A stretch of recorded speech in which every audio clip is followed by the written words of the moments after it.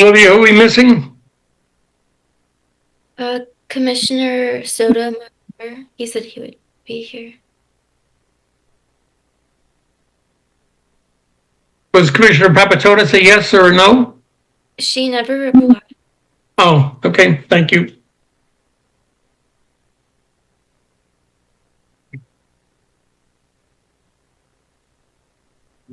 Well, at this point, it's 7 o'clock, but we don't have enough to, we don't have a quorum.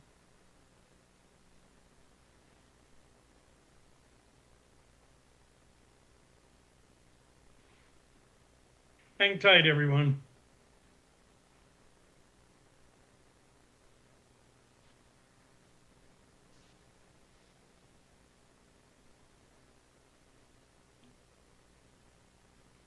One more and we're good to go.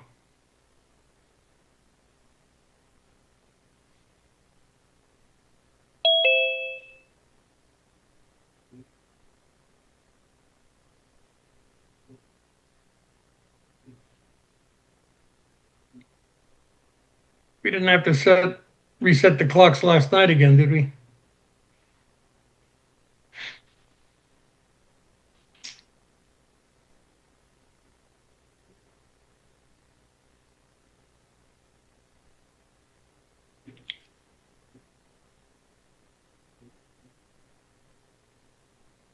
Appreciate everyone's patience. Got one joining now.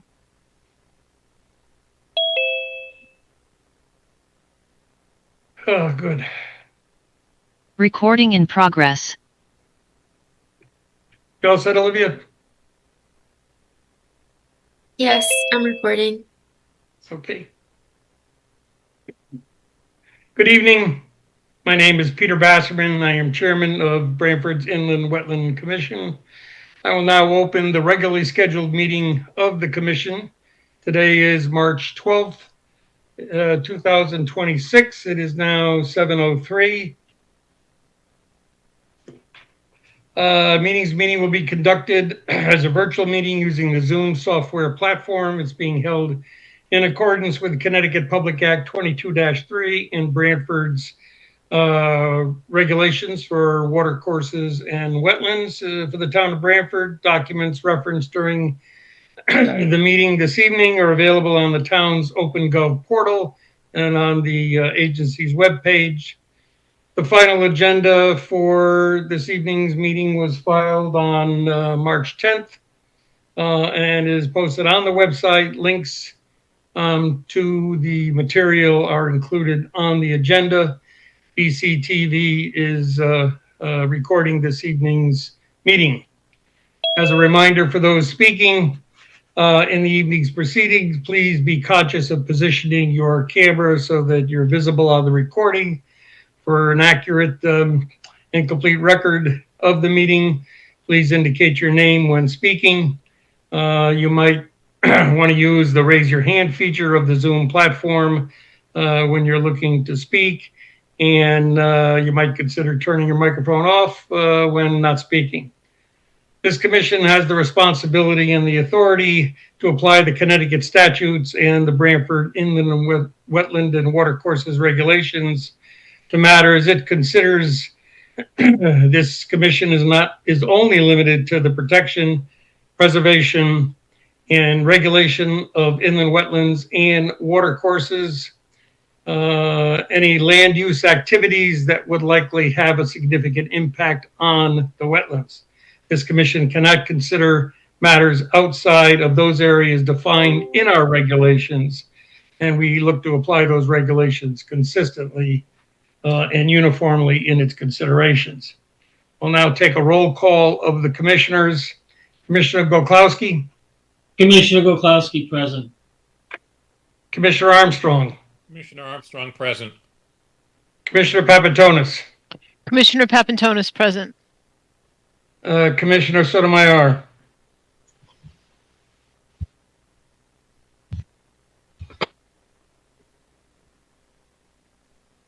Go the other way.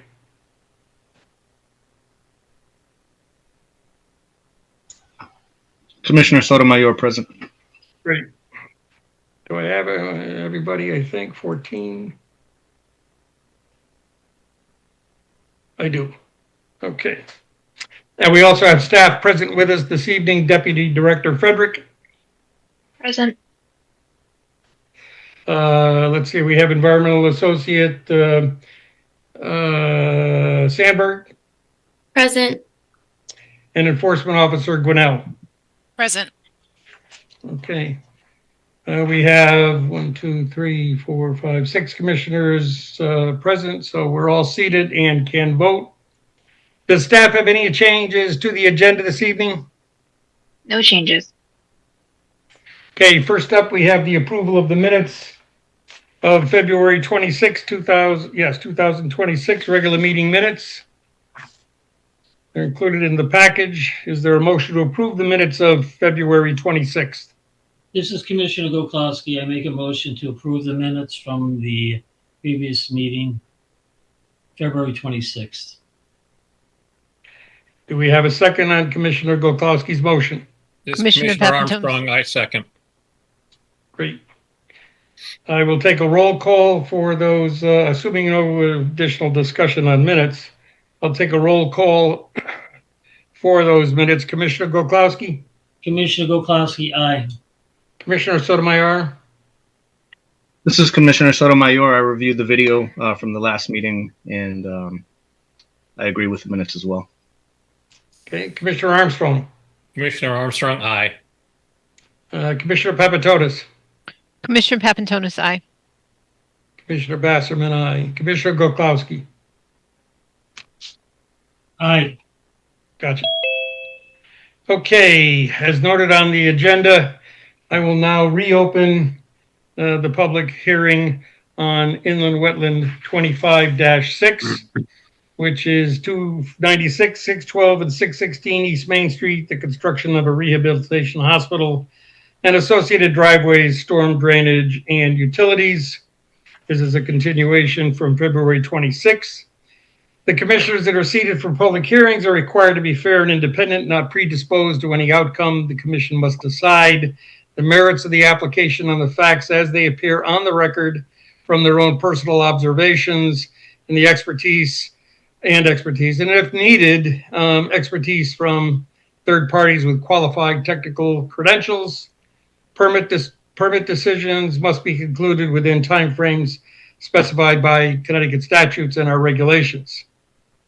In order for this continued hearing, is first the applicant will discuss any additional material provided since the last hearing and address questions from the commission, and then the public will have an opportunity to comment.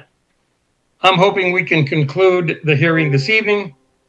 If the discussions require additional time to complete, the hearing will be continued if the applicant grants a continuation. After all parties have concluded their testimony, the public hearing will be closed. By state statute, commission then has 35 days to make a decision. As such, we will begin deliberations immediately following the close of the public hearing.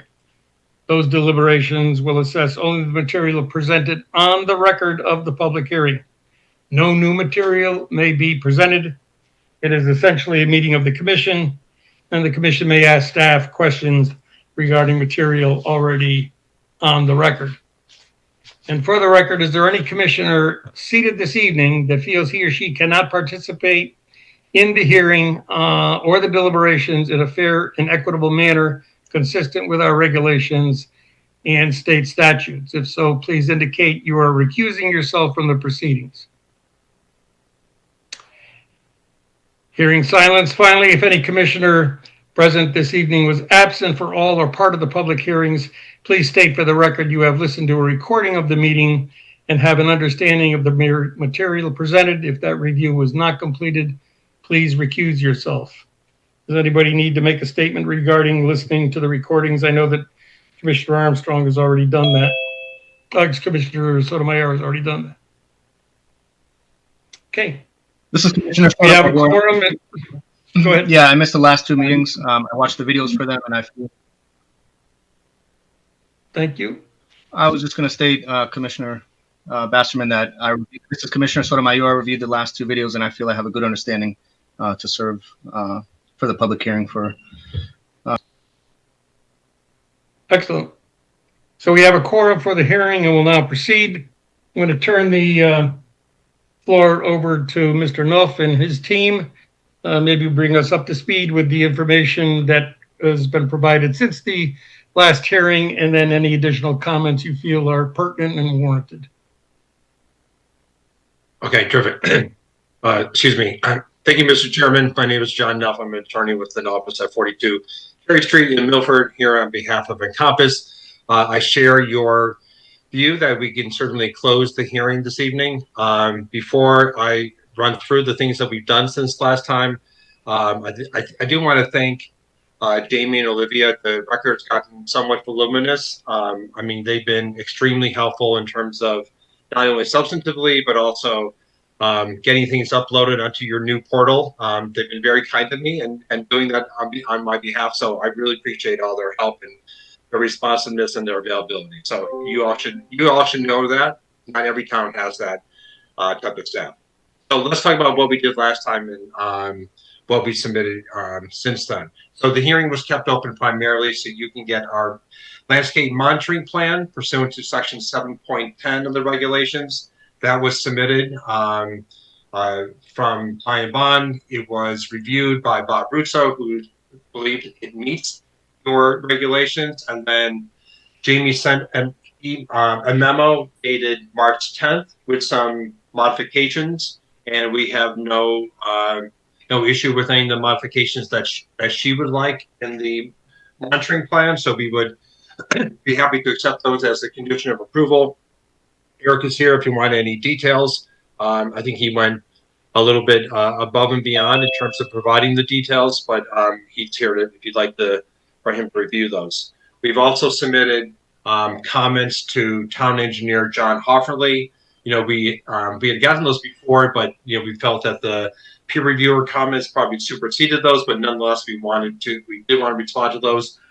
One was with regard to the minor change to the maintenance log, adding some columns. So we're still be happy to add further columns in accordance with John's memo. Then also there was the question about the emergency overflow that your peer reviewers had. They both felt that this is a construction detail and it's something that would not typically be provided during the wetland application itself. And so happy to accept that as a condition of approval. And as I said, your peer reviewers had no issue with that. We also had talked about the conservation easement last time, and I know that the Branford Land Trust visited the site yesterday. Jamie provided a memo also dated March 10th with regard to the conservation easement, and she had made some recommendations that the final draft of the easement would be subject to her approval and town council, Bill Onskovich, who's also on the Zoom tonight. And then also she had some suggestions with revising the language. For some reason, there was a reference to our ability to remove vegetation for aesthetic purposes. That was a carryover. We have no desire to do that, so we're happy to delete that. And then, of course, that conservation area is, I think it's entirely within your upland review area. So it's redundant, but we're happy to add the provision that anything that happens in that area still will require this commission's approval. So we accept a condition of approval of a conservation easement that meets the approval of both Jamie and Bill Onskovich. There was a reference to the trail. As I said in my email, my cover email, we're happy to continue working with staff and the town on that issue. I don't know the condition of the trail. I don't think there is not a current easement in the trail. I don't think it's within your jurisdiction. We're happy to continue looking into it. We want to work with the town. I know that there is a preference from planning and zoning. So, candidly, my client just needs to take a closer look at that. As you can imagine, they are a publicly traded company. They're doing hospital projects all over the country, and the addition of a trail that they hadn't given a lot of thought to was just a little bit premature. So I don't think anyone's going to have an issue with that. So I believe that was all the outstanding items. So I think for the most part, we're willing to accept all the conditions of approval that have been discussed in the various memos. I think Eric's landscape monitoring plan is exactly what the commission wanted, with the minor modifications that Jamie recommended. So we're happy to delve into the details of any of those things. Matt Riga is here, our soil scientist. Eric is here. So we're all happy to answer any questions.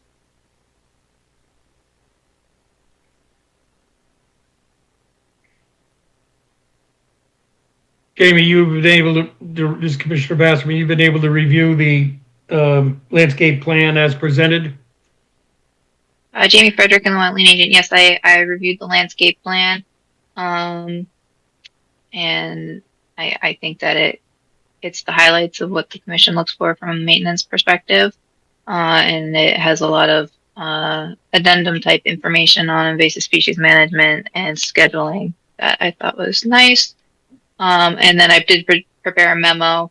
Quite frequently, the commission does include plantings adjacent to in areas of disturbance near wetlands in the long-term monitoring. So I was trying to outline those areas in a quantifiable way that would be clear at this point and later during the implementation point.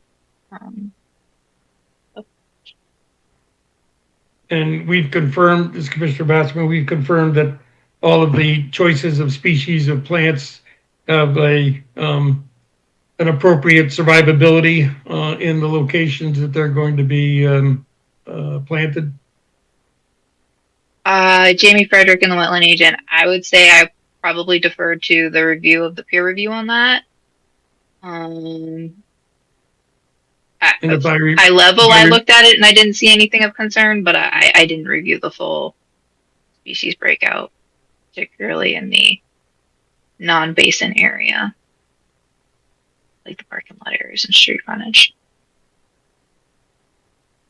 And town engineer and you have conferred, this is Commissioner Basserman, town engineer and you have conferred on the outlet with the additional information provided by the applicant and are satisfied that it's clear and understanding with how that outlet is going to operate?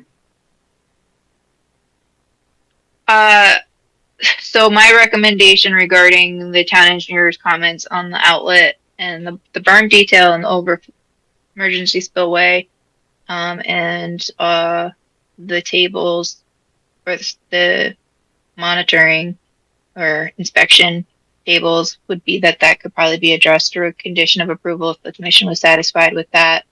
The updated logs be submitted for review by staff, and then the updated details for the drainage be submitted for review by either the duly authorized agent and town engineer, or if the agency thought that they wanted to see those details, it could be the agency and the town engineer. I will note for the record that Commissioner Boda joined 2 minutes ago. Oh, okay, great. I lost my train of thought here. So I guess at this point, any commissioner have questions for the team here, the applicant team, while we have everyone gathered, I guess, for one last shot?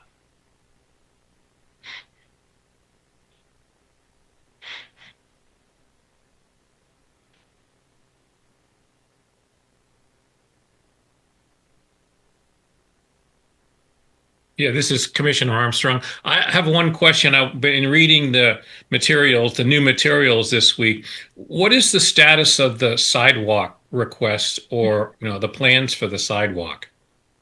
Nothing has changed from our initial response, which is we are not proposing to add the sidewalk. As we've indicated, there is a wetland on the west, there is a pond on the east, there's no way to connect the sidewalk to the YMCA sidewalk. There may be something to do in the future on the other side of the street, so that has not changed. I mean, and adding the sidewalk itself would require regulated activity, changes to the drainage. So no sidewalks to be proposed. Commissioner Basserman. Jamie, there were a number of conditions of approval that Attorney Nuff said that would be acceptable to the applicant to be included. Are there any of those conditions of approval that we would say were not customary for this commission to treat as a condition of approval?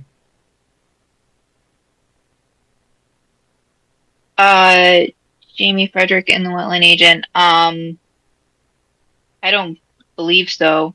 I guess I would say the one of maybe the drainage details.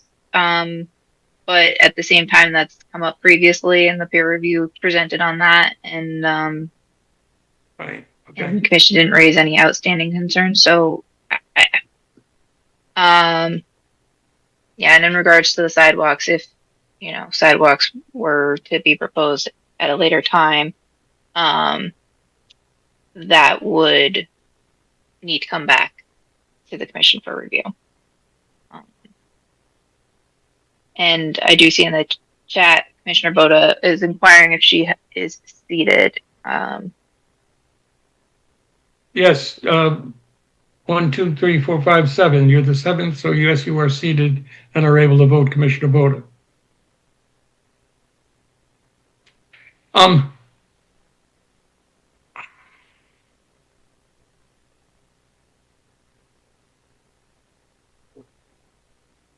Oh, is the I commission do want to satis- point out that, sorry, I just wanted to follow up real quick. I do want to point out that the project engineer did submit a memo that did outline the concepts for both of the berm feature and the emergency overflow and kind of general characteristics to be expected of the details that would be provided closer to the point of construction.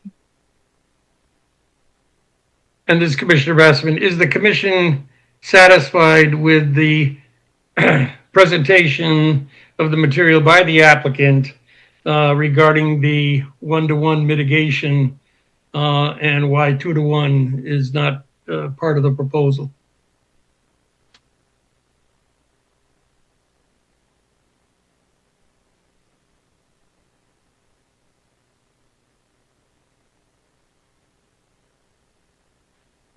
Okay. Anything else? Questions for Mr. Nuff and his team?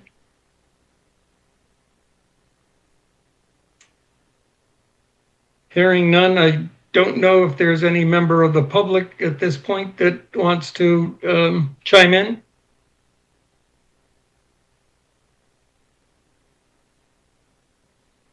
All right. I don't see any hands written. I don't have everybody on. Hold on. I don't see any hands raised either. I don't see any hands raised. Is there, we do need a motion to close this, correct? Yeah. Motion, we close the public hearing for inland wetland 25-6, 596, 612, and 616 East Main Street. This is Commissioner Goklowski. I second that motion. Any further discussion? All right, we'll take a vote. Oh, Real. yeah. I'm just really, we didn't give the applicant a chance to say if they had any last words, but there's a motion on the table. No last words, but also want to extend my appreciation to the commission itself. I know that you had a couple of special meetings and a quick sidewalk, so and I really do appreciate the commission's efforts as well. I know I already mentioned the staff, but Motion on the table. I'm sorry. what's that? Motion on the table. Oh, sorry. No, thank you. Sorry, I'll be quiet now. Sorry. Commissioner Koklowski. How do you vote? Commissioner Goklowski, aye. Commissioner Armstrong? Commissioner Armstrong, aye. Commissioner Sotomayor? Commissioner Sotomayor, aye. Commissioner Papantonis? Commissioner Papantonis, aye. Commissioner Boda? Commissioner Boda, aye. Commissioner Basserman, aye. The public hearing for 25-6 is now closed. Thank you. Okay. Moving on to moving on to the deliberations. Jamie, we have maybe a couple commissioners who haven't gone through the deliberations at this point.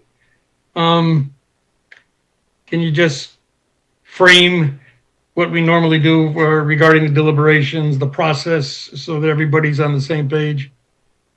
Sure. Jamie Frederick and the Wetland Agent. So, deliberations is the phase where the commission discusses the application and ultimately kind of frames whether to make a motion to approve or deny a permit. Oftentimes, the commission will start deliberations at one meeting, request that staff draft a document to kind of capture the initial deliberations and standard practices. And then that language is further discussed at a subsequent meeting, and that language can always be revised, added to, stricken. As part of the review process, we typically look at section 10.2 of our regulations, which are the criteria for making a decision on an application. And given the fact that this particular application had a finding that there may be significant impact, the commission needs to consider whether or not there's a prudent and feasible alternative.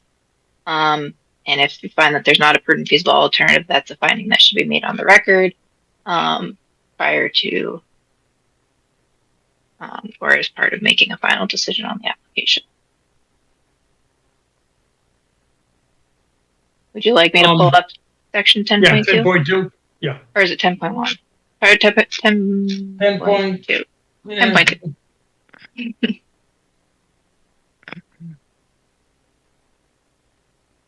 All right. Okay. All right. Is everyone seeing 10.2? Yep. All right. In carrying out the purposes and policies of Section 22A36 to 22A45, inclusive of the Connecticut General Statutes as amended, including matters related to regulating, licensing, and enforcing the provisions thereof, the agency shall take into consideration all the relevant facts and circumstances, including but not limited to A, the environmental impact of the proposed regulated activity on wetlands and watercourses.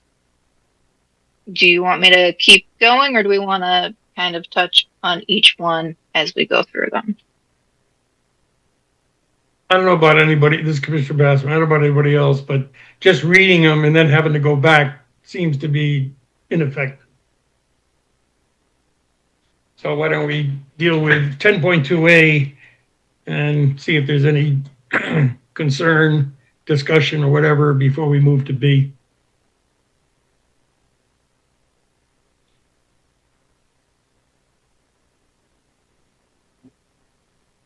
So the direct wetland impacts being the modification of wetland 1 from its current state into stormwater wetland for the development. And then we've got some associated upland clearing happening near part of the wetland where they're proposing to put in a retaining wall. And they have a couple plantings at that base of that retaining wall to help transition into the undisturbed wooded area. If the commission would find it helpful for me to pull up the site plan and or any of the other materials, just let me know and I will do my best to try and pull them up quickly.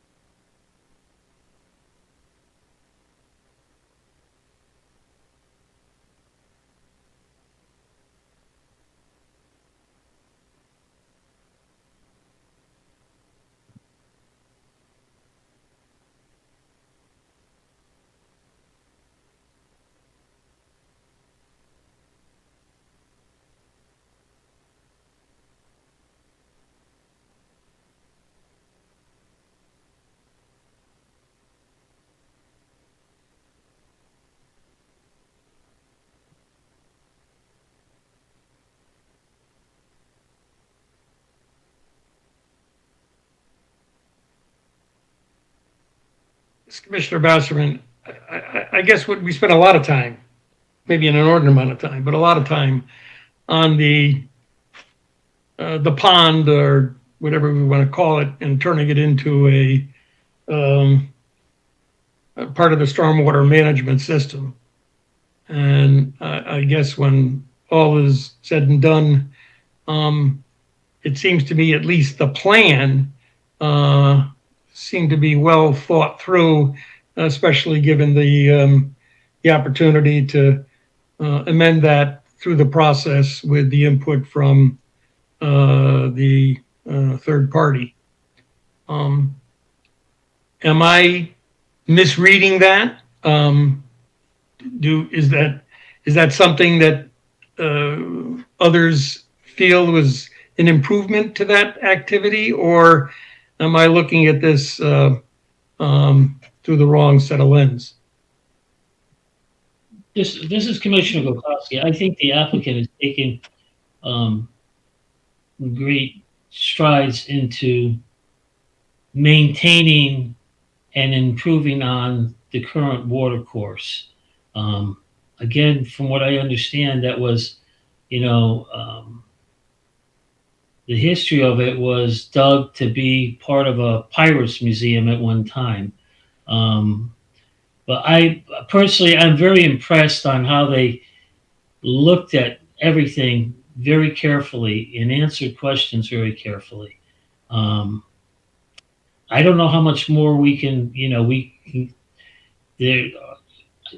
they're agreeing to terms and conditions and monitoring and things like that. So I think we're one step ahead of the game, and I think they're going to improve on the situation. I think it's going to be better than it was before.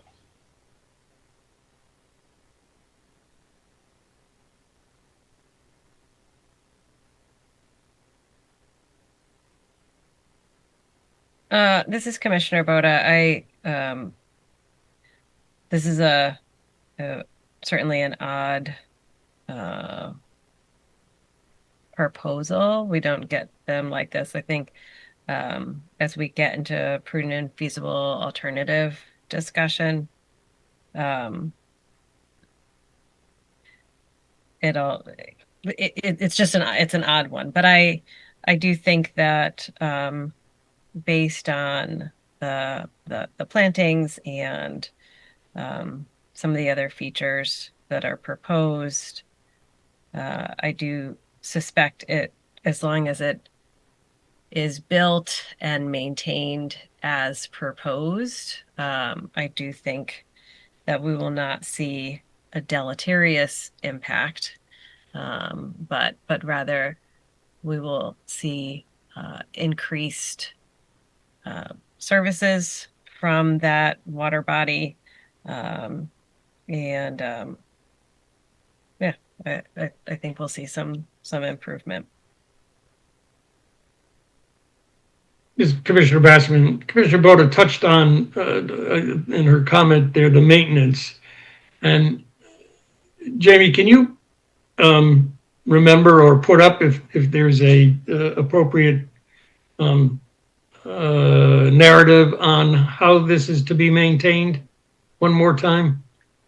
Jamie Frederick and the Wetland Agent. So I would say that spans the landscape management plan and the stormwater management. So let me pull up.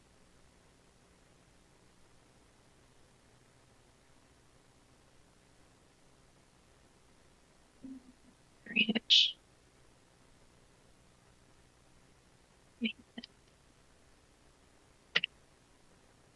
We'll find out if I'm sharing my screen or my program. Is everyone seeing the maintenance maintenance? Stormwater. Oh yeah, maintenance. Yep. I'm gonna make it a bit bigger for you guys.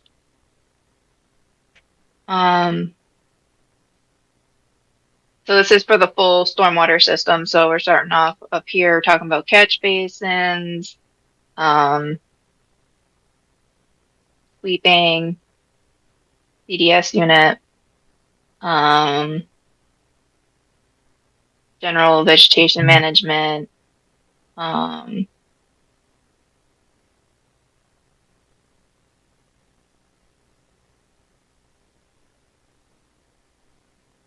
think that So I guess the question is, I see this Commissioner Rassman, I see logs to be kept and things like that.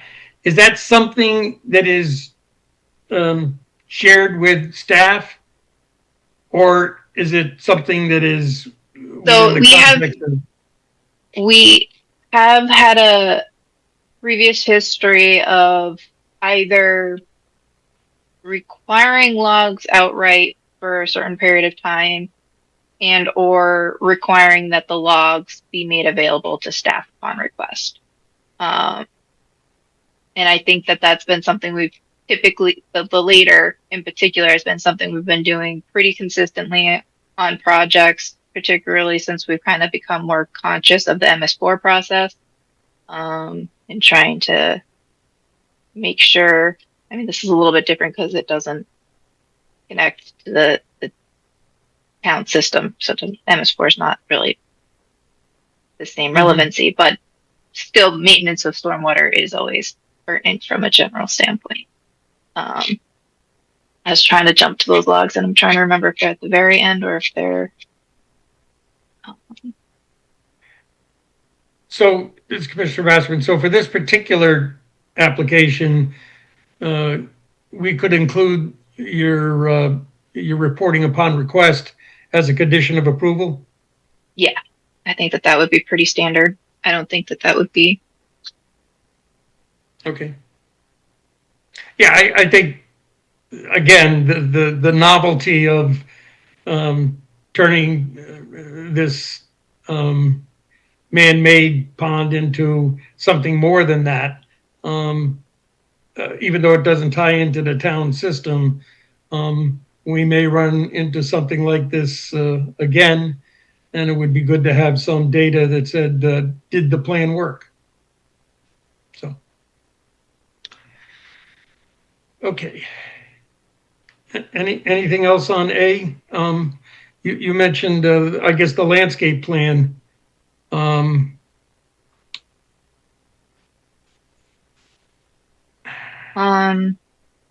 Yeah, so the landscape plan, I mean, it's 75 pages.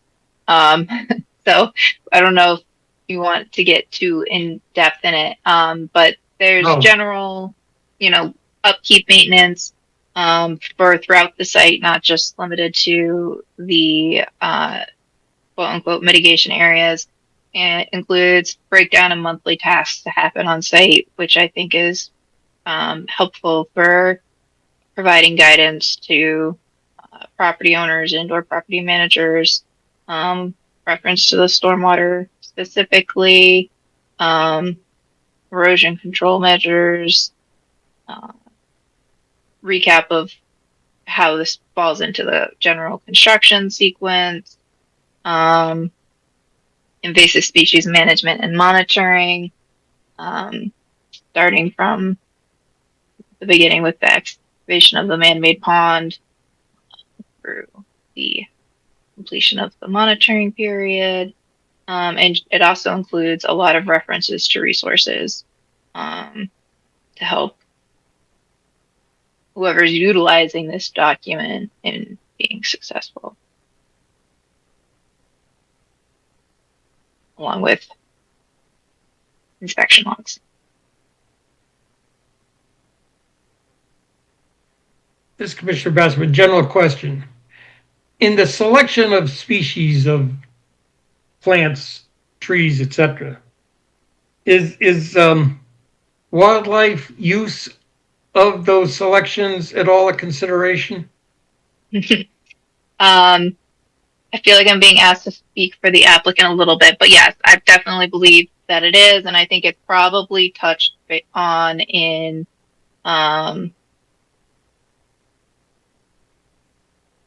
the wetland memo that was submitted with the application. And then also, I'm pretty sure that, if I recall correctly, Bob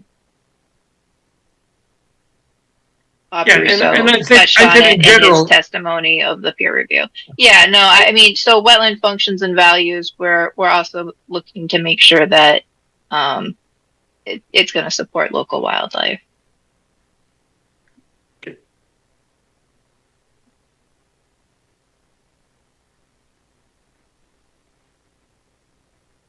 All right, maybe unless any other commission has a comment, can you pull up, 10.2A? Is there anything else on A that requires any further discussion? Jamie, I assume you have a list of the conditions of approval that were mentioned by Attorney Knopf in the beginning of the meeting? So I Okay. did issue two memos on March 10th, which kind of outlined some potential conditions for consideration, namely in regards to defining the planting areas for the monitoring requirement, and pertaining to the conservation easement area. I don't have language drafted up regarding conditions based on the town engineer's comments specifically. Again, that would be the berm detail and the spillway detail and the updated logs. The sidewalk issue is not an issue because they're not proposing sidewalks at this time. Right. So, I mean, for wetlands standpoint, I would say it's not an issue. I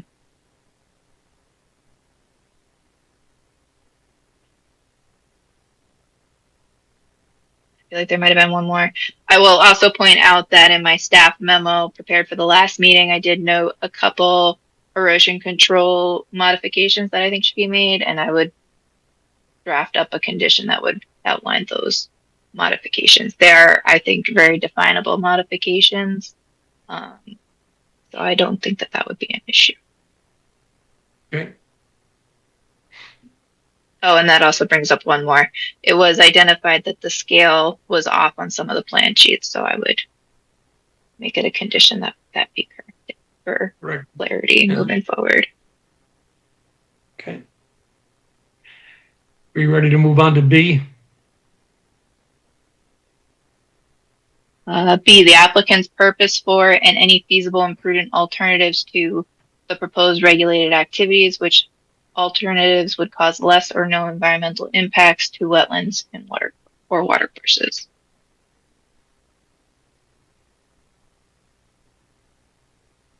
We did receive prudent Yeah, feasible pull up. alternative Yeah, analysis. you gotta Yep, pull I that can up. pull that up.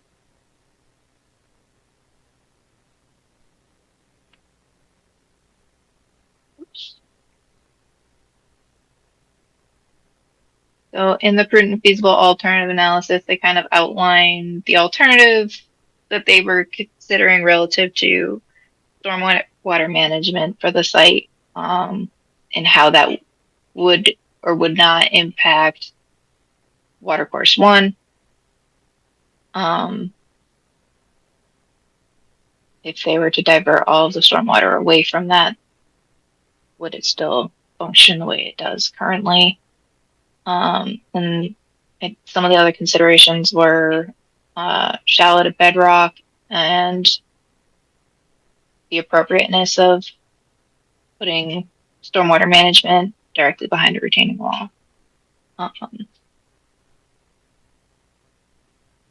don't know if you want me to slowly scroll through this, if you want me to skip to the images.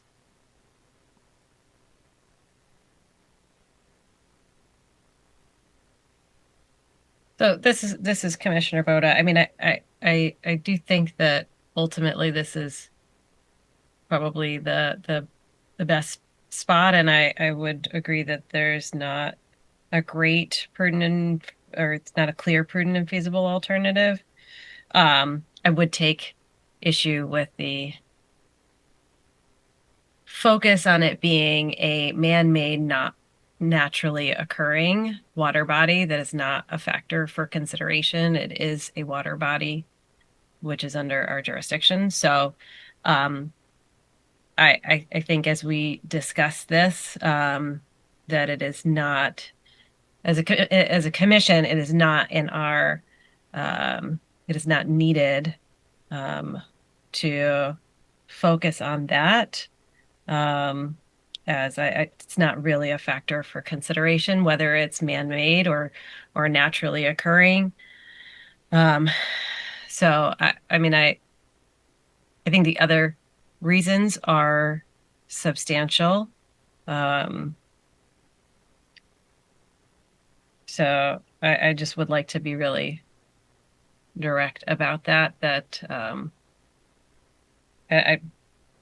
The lean on that I don't find convincing or appropriate.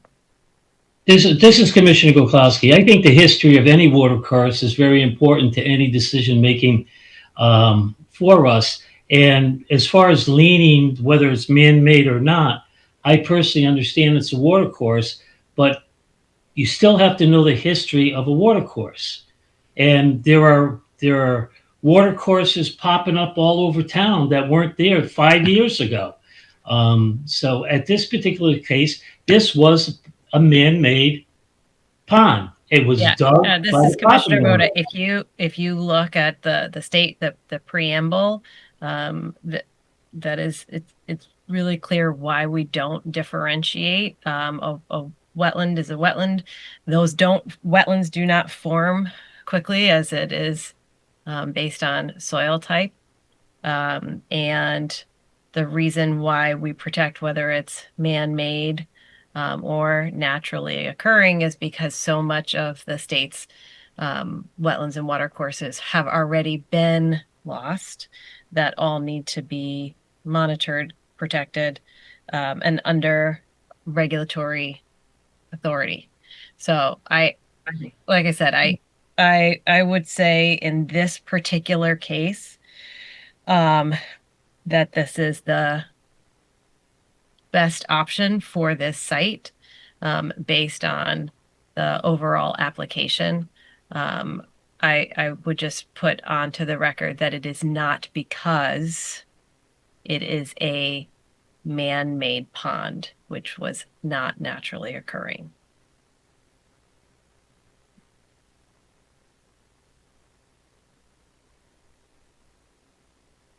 This is Commissioner Basserman. I guess for clarity purposes, so I think I understand this argument.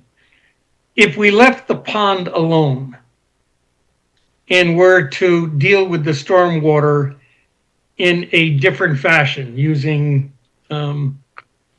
more traditional approaches, would that even be possible on this site?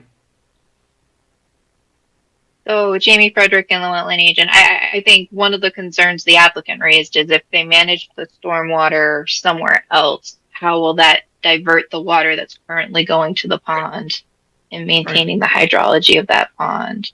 Yeah, that it would, this is Commissioner Boda, that it ultimately it may end up desiccated. Okay. Gotcha. Now I understand. Thank you.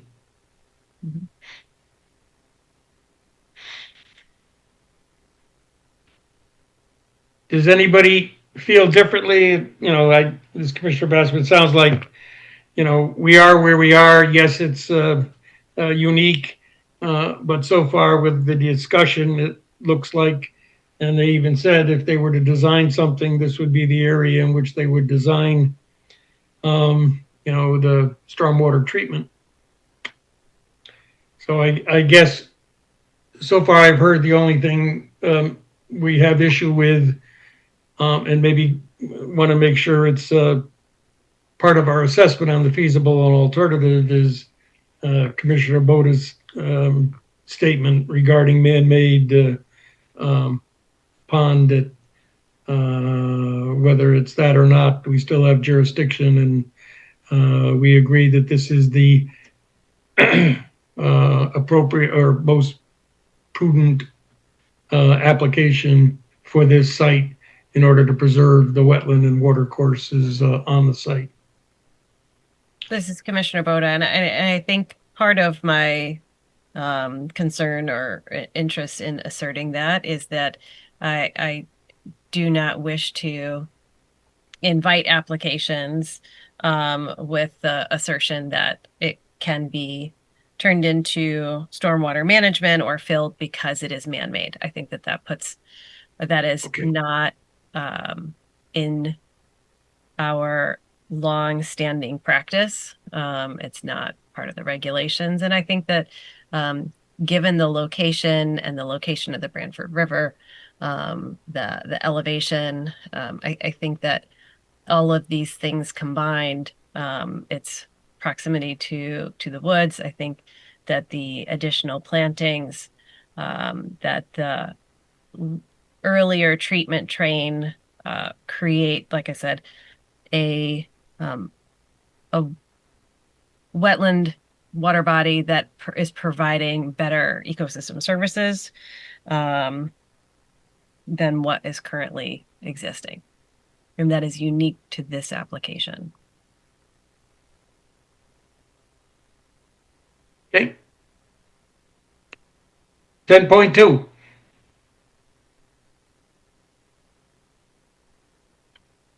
See? Item C.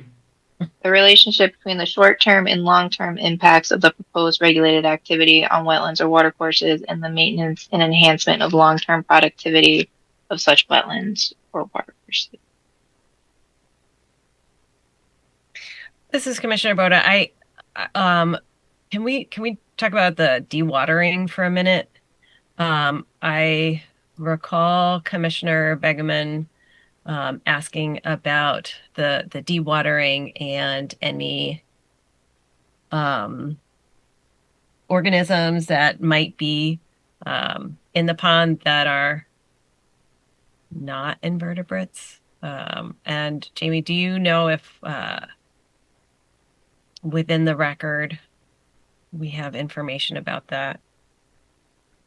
Jamie Frederick and the wetland agent. I don't believe we have written testimony addressing that. I think that there were some verbal comments that were made during the public hearing.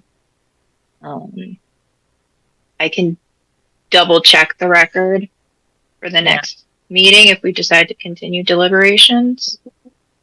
Yeah, and this is Commissioner Boda. I think that may be a spot for a condition. That the water body would be inspected for vertebrates and a plan to safely, appropriately relocate them, so long as they're not invasive.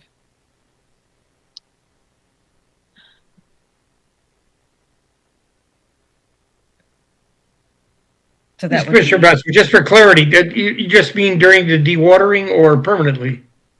Well, once it's rewatered, they can, if Put it back. depending on what that arrangement looks like, things could be returned, right? But that would be something that they would need to work out what that looks like. So in other words, if depending on when the construction ultimately happens, if you've got turtles in there, that those are located and safely moved. Noted. Got some big snappers in town. There's no need to, and some other stuff in there. So that's one short term. This is Commissioner Bassman. Jamie, did they provide written response to short and long-term impact? I don't know that they did directly like in a summary spot. But they did talk about the removal of the phragmites, and that material would be removed from site and or buried so that it would be essentially inert. And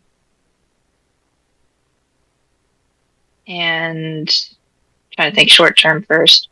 They did provide some additional erosion control measures to address dewatering during construction.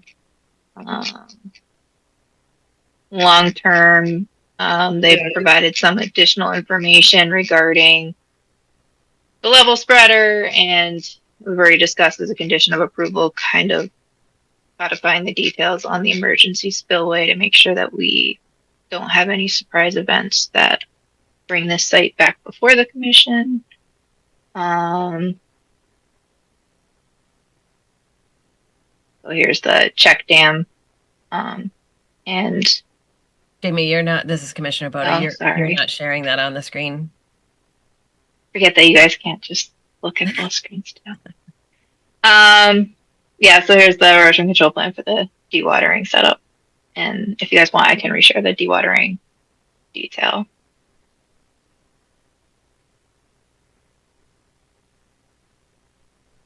But they are looking to improve the vegetative environment around the pond.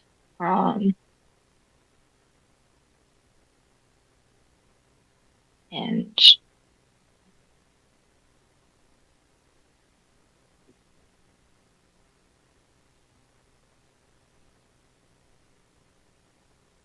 Commissioner Bassman, I guess the long the long-term impact is probably directly related to whether A, the design, is a good functional design, and B, the maintenance of that design.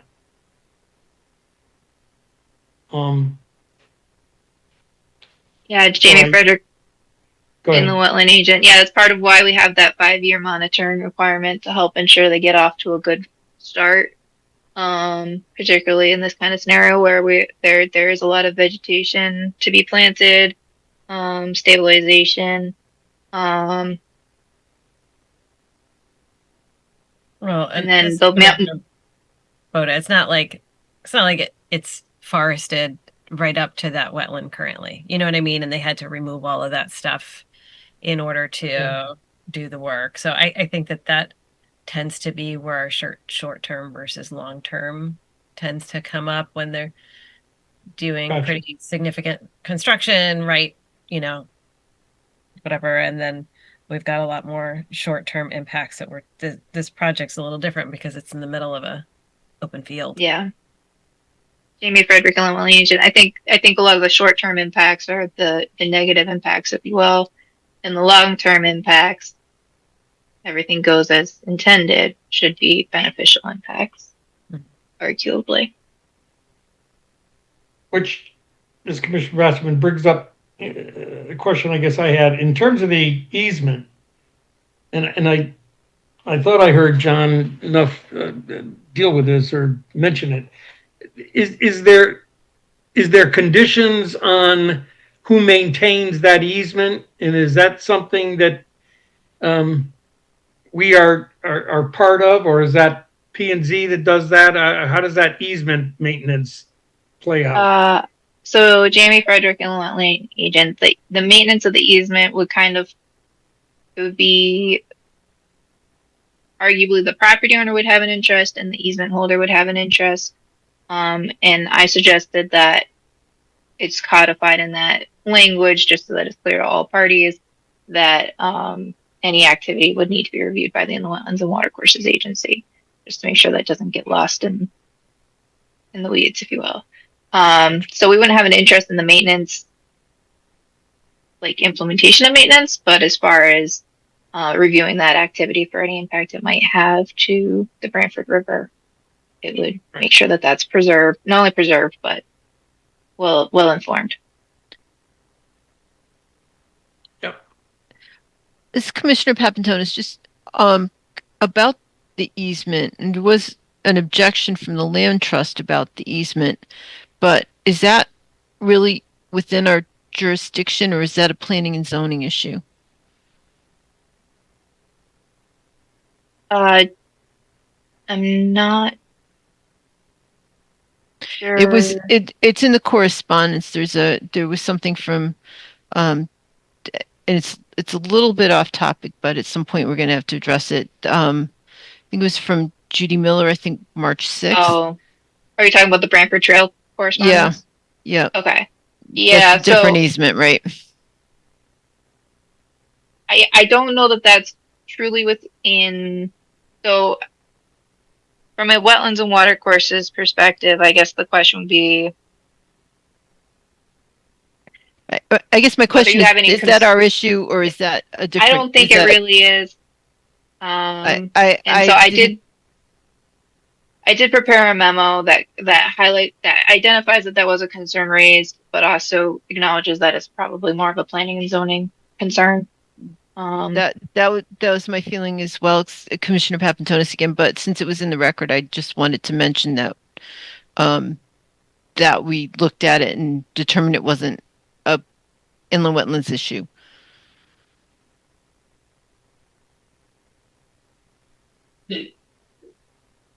This is Commissioner Goklowski. Am I wrong in the assumption that once the easement is granted to whoever, in this particular case, the land trust, aren't they responsible for anything future regarding that property?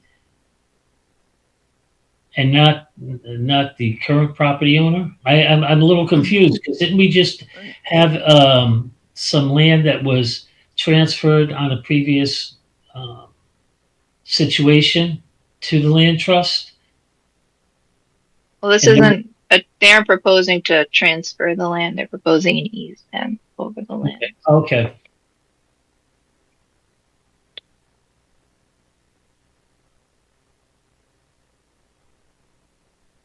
We're ready to move on from 10.2C.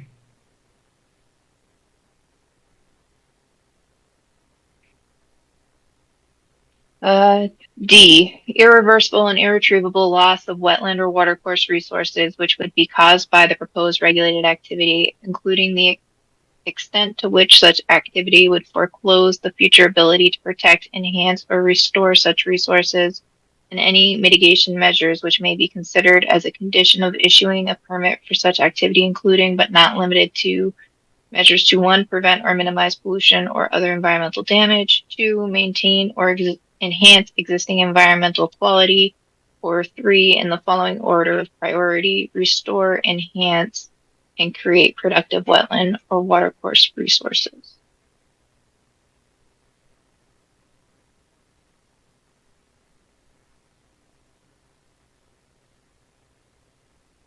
So they're proposing essentially no net loss in this application. They're looking to convert wetland 1 from a man-made pond to a man-made stormwater wetland, and suggesting that they're enhancing it through native plantings and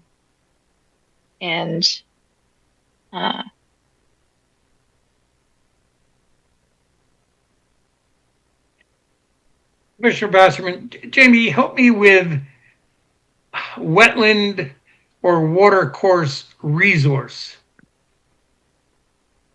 I mean, clearly the stormwater pond is going to be different than the pond that's there today over time, right? yeah. So what's considered the loss of a resource? So I think it could be the loss of the wetland or watercourse itself, or it could be the loss of functions and values associated with that wetland or watercourse. So you're looking at what the functions of the existing pond are versus what the functions of the proposed pond are. So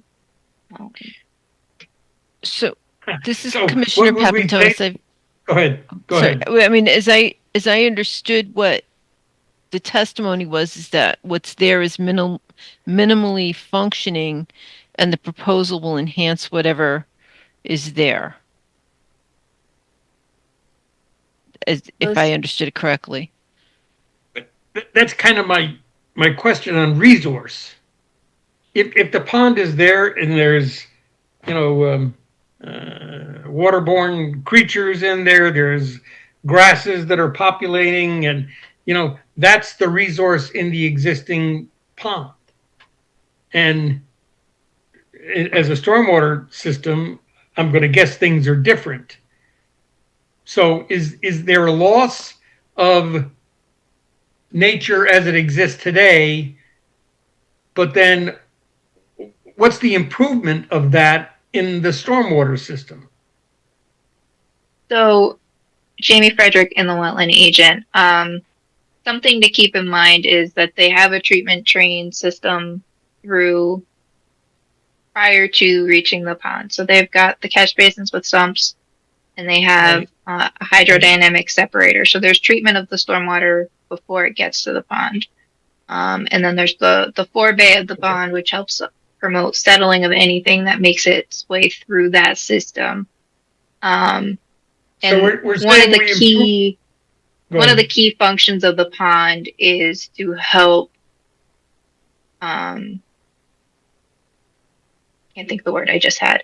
It's to help kind of meter the flow so that we don't have an increase in peak flows leaving the site. So it's to help retain temporarily some of that stormwater so we don't end up negatively impacting downstream by increasing how much water is leaving the site at a given time. So it will still serve the functions that it serves today. And I think that they've made that argument on the record. It's not like it's where all of the stormwater treatment is occurring. Okay. So what I take away from your comment, Jamie, is I was considering the pond as the kind of end all, but really it's the river and the downstream effects that are improved with this stormwater system as opposed to the natural pond there today, which is we're cleaning up what goes into the pond and treating that in the stormwater way as opposed to letting sheet flow or whatever leave the pond and infiltrate the area behind it in the river, etc. So I guess in that case, it's an improvement. Am I summarizing that wrong or right? Yeah, I mean, currently on site, you're taking surface flows over, Right. maintain field areas, whereas you'll be taking stormwater from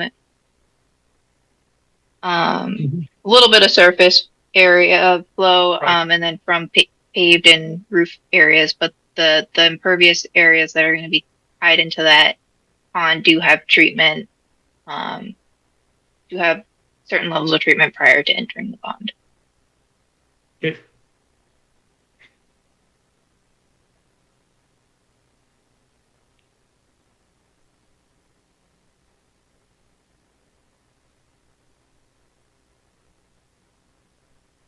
Are we done with D?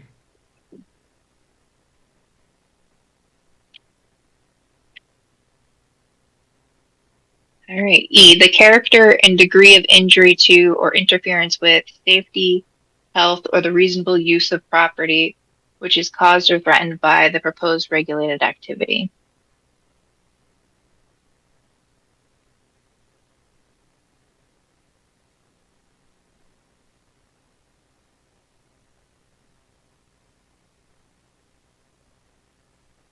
This is Commissioner Boda.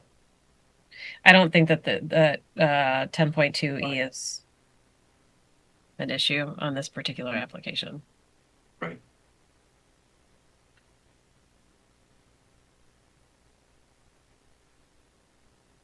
Hearing no other comment, F? Impacts of the proposed regulated activity on wetlands or watercourses outside the area for which the activity is proposed, and future activities associated with or reasonably related to the proposed regulated activity, which are made inevitable by the proposed regulated activity, and which are likely to have an impact on wetlands or watercourses. So this is Commissioner Boda, and I think that some of the discussion and public comment were about concern to the, rightfully so, concern to the Branford River being downslope. I think that the proposed system, engineering, and according to the testimony also by the peer reviewer, is sufficient to protect the river. I think it's really just it is going to be a matter of ensuring that the applicant does what they propose, and we're required to assume that what they propose is what will be done. And so I think we just need to be, in terms of some of the reports like you were talking about earlier, particularly, I would be particularly interested in us getting some monitoring reports on the sediment and erosion control status of the outflow. That level, wasn't a level spreader, but at the lower part of just beyond the pond. I think that would be my biggest concern. And then on the western portion of the property, also keeping an eye on the erosion controls in that area, as well as replanting until everything is stabilized.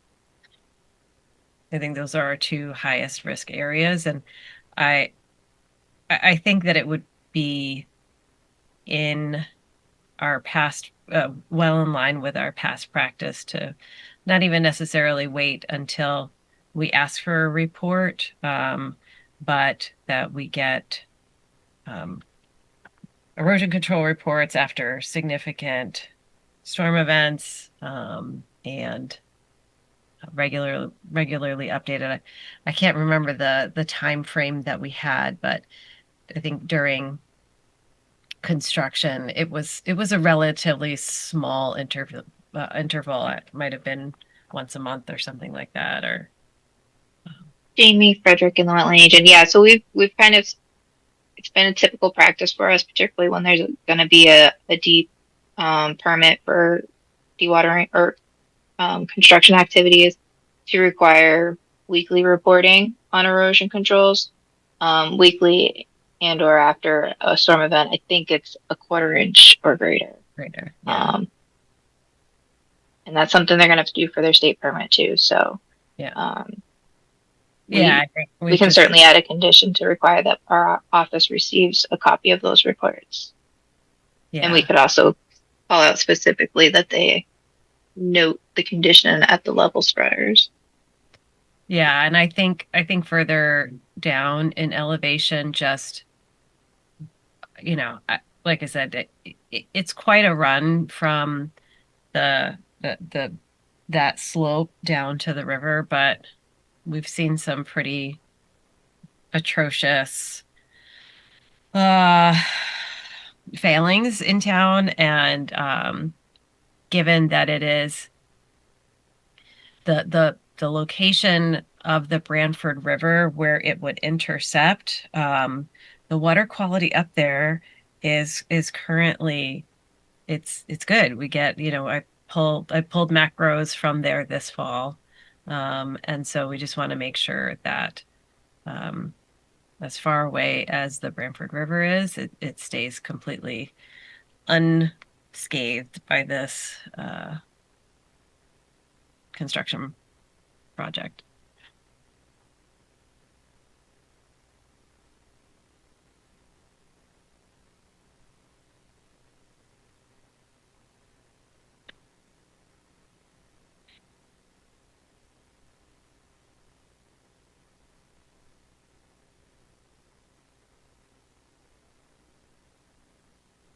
Commissioner Bassman, Jay, didn't we deal with the essence of 10.3 in item B?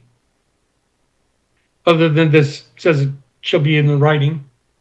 I believe that we have, unless now that we've gone through all the criteria, any commissioners have any additional points that you would like to raise and or hammer home?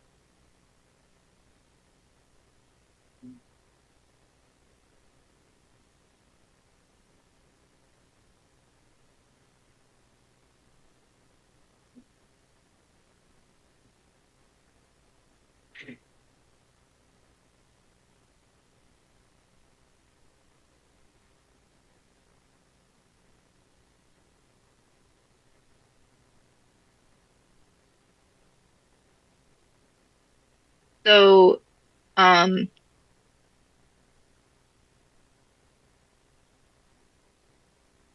per some past experiences, the commission has kind of learned when mitigation is proposed that we need to be cautious of what it is that a bond is required for. So it's very common that we'll require a bond for erosion controls and planting. And we've realized that we also need to include a bond that addresses things like excavation, import of proper soil medium, things like that in some cases, in order to make sure that the plantings can be successful. So is that something that the commission would be looking for some guidance draft language? And this is typical for the commission to add as a condition? Yeah, because ultimately, should the commission, should it not be implemented, it's in the commission's interest to make sure that it can be done correctly. And if we can only do the final step and we can't do the initial steps, the final steps don't stand a chance, generally speaking. This is Commissioner Goklowski. Are we talking about the activity around the pond area? Essentially, it would be the conversion of the wetland one from its current condition to a stormwater wetland. Okay. And I will just kind of recap for commissioners. We do allow for cash and surety bonds. So erosion controls have to be cash. So while it definitely increases what an individual has to bond for, they do have the option of surety. And once that work is completed satisfactory, that portion of the bond is requested for release. And the other thing I wanted to understand, you're talking about the western side of the property where the wetlands were flagged alongside the driveway area, toward closest to the chowder pot side of the property.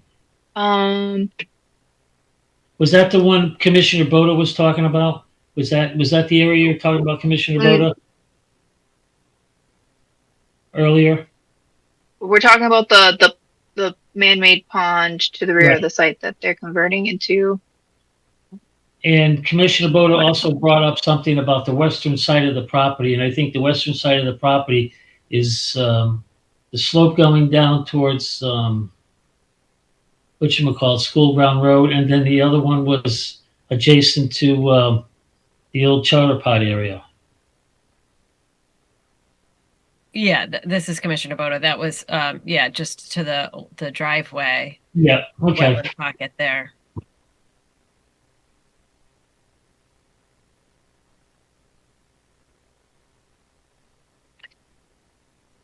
Jamie, this is Commissioner Boda.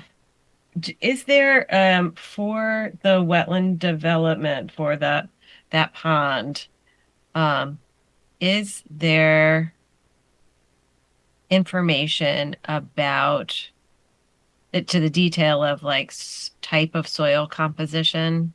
I know that we have plantings, but is that? I think that there's a call out that proper medium be confirmed. I don't know that that proper medium is defined in the materials. I can double check. Yeah, I think that that's just worth because it's a good reminder. That's another thing that's come up in the past, and so we do want to make sure that any material, soil, organic matter that's brought in for to make that a better functioning wetland, that it is carefully chosen and appropriate and not likely to have an invasive seed bank in it.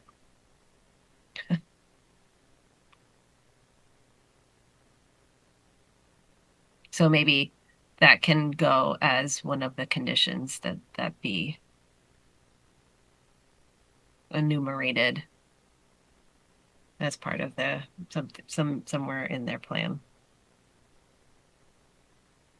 Noted.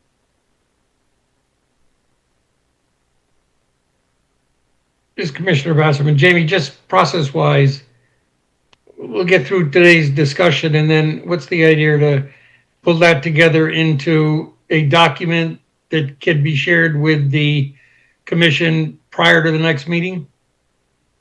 Yeah, so I'll work on a document. I'll probably get it out early the week of our next meeting because I'm off next week. So that will give commissioners some time with their own thoughts, and then you'll be able to have a little bit of time to look at it before the next meeting, and we can continue the conversation then. Okay.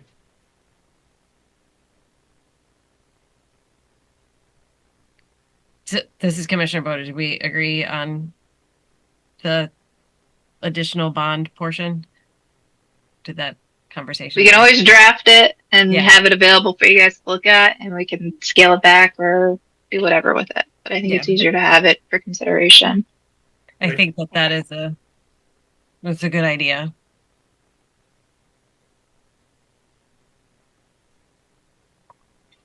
Any other elements that we would want to add to that document that we need to reflect on at the next meeting that we haven't already discussed?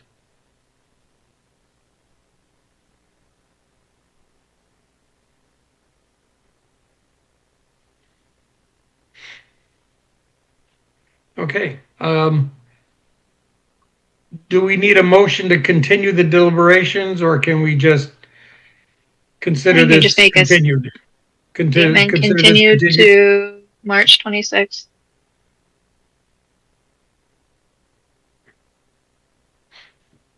Okay.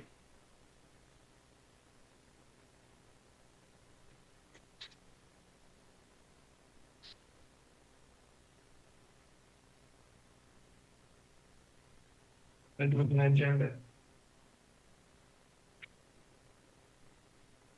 Here, the next thing up is the application for receipt 26.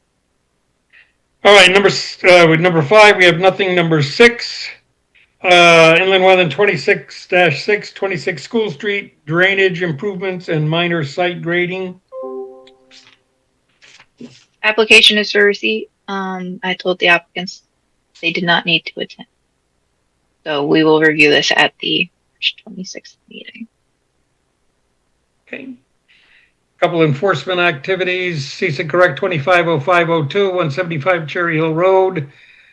Certainly been around a while. Failure of erosion and sedimentation control. We have a show cause hearing that's been on our plate for a while. I think you told me, Jamie, that you had a discussion with the folk. Jamie Frederick and the wetland agent. Yes, so I'll be meeting with parties out on site tomorrow to review the area in question, which is why we had continued it so they could inspect it during the dormant vegetative season. So we're doing that tomorrow, and we'll also touch base on erosion controls. Heather Gwinnell has been out to the site, and nothing catastrophic, no failures, but definitely some concerns out there that we want to make sure we're touching base with everyone on, particularly as we move into the spring season.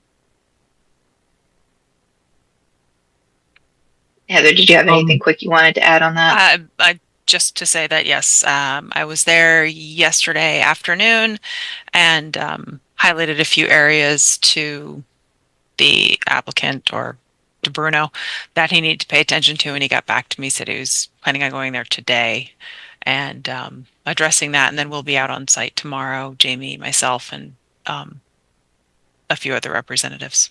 So keeping an eye on it. This is Commissioner Bussman. Heather, the water course that ran around kind of the perimeter, was that running pretty good when you were out there with the Yeah. snow melt? It's running well and it's clear. Oh, it's clear. Okay. Mhm.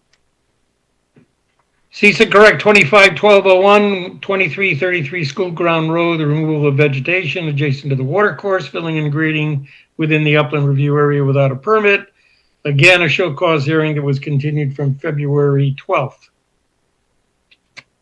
Jamie Frederick, inland wetland agent. We did get an update. They were able to find a surveyor that can get the survey done for them. I believe it said in 30 days. So we should be able to get an application and or materials addressed in the cease and correct order for the April 23rd meeting. So I would recommend that this gets continued to the April 23rd meeting. I'm glad they found somebody. Any And, concerns from commissioners? Yeah.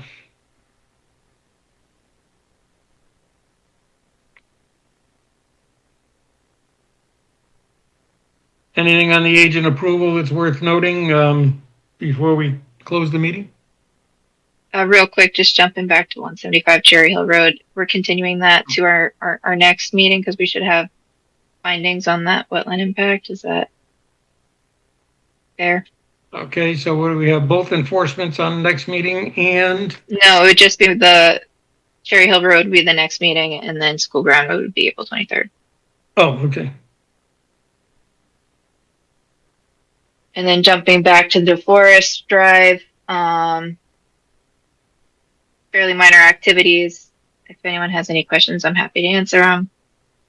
Files available in OpenGov.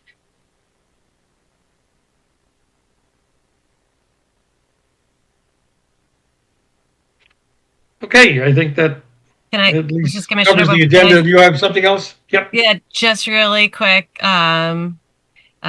Just a quick shout out. We had 20 Branford High School seniors inducted to the National Science Honor Society this evening, and so that's a bigger number than we've had in the past. It's a really hard tall toll to get into that National Honor Society, and everybody here being Branford folks, it's really great. I want to send congratulations to those kids and their families and their amazing teachers. And their leadership, right. I guess question, was there press there? Was there, paper? No, can they get exposure for that? We just take pictures and then the school will publish that. And now they're getting a shout out on Branford on BCTV. So does that count? Certainly does. I'm sure that all of the Branford High School students will be watching BCTV and on repeat. Yes. Well, it's good to see those kinds of things when you read the paper on the education budget and all these other kinds of things, things like that pay off. So it's great that you closed the loop. Awesome. While we're under other business, I'll just also note that the cause meeting occurred. I think it was a very good meeting. There was mention of legislation that is being proposed. If anything moves forward with that legislation, staff will be sure to update commissioners. Right. Okay, motion to adjourn. Don't Motion. move. 8:30. Let's go. Bye. Good night. Good night. Good night, everyone. Thank you. This program was brought to you in part through the support of the Town of Branford. Watch town meetings and other videos on demand at BranfordTV.org.